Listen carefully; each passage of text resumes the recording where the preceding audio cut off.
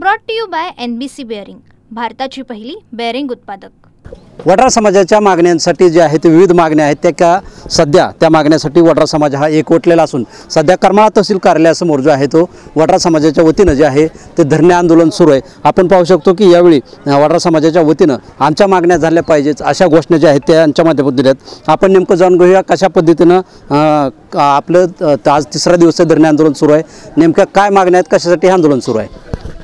आमचं मी वडार पॅंथरचे कार्याध्यक्ष महाराष्ट्र राजकुमार बाबा धोत्रे, आम्ही आज 2 दिवस झाले धरणे आंदोलन करमाळा तहसील कार्यालयासमोर करत आहोत।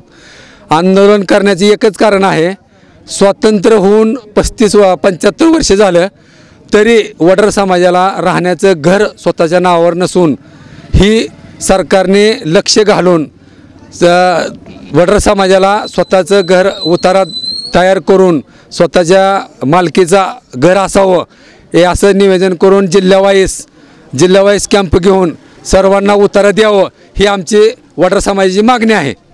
आता आपण करमाळा तहसील समोर आंदोलन सुरू आहे, नेमकं हा करमाळा तालुक्याचा विषय का संपूर्ण महाराष्ट्रामधला आहे?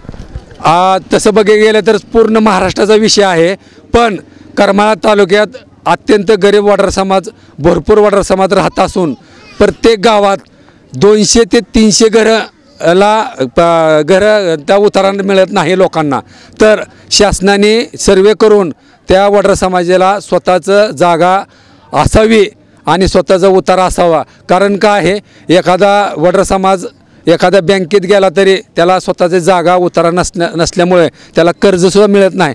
तर शासनाने हे लक्ष घालून आमची वडार समाजाची मागणी पूर्ण करावं हे आमचं आंदोलन हितच नाही। आता येणारं आंदोलन आम्हाला सोलापुरात कलेक्टर ऑफिसपाशी असेल, तिथं नाही झालं तर आम्ही आझाद मैदानावर आंदोलन करणार आहोत। ही सरकारने ह्याचा इशारा म्हणून समजावं।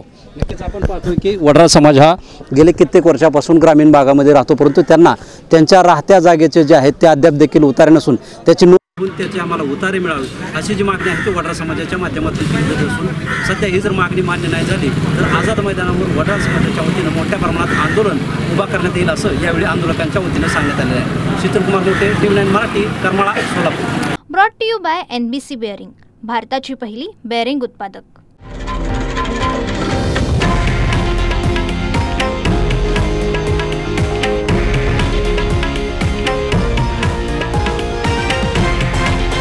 हे आहे देशातील नंबर 1 न्यूज नेटवर्क आणि आपण पाहत आहात TV9 मराठी, एकमेव।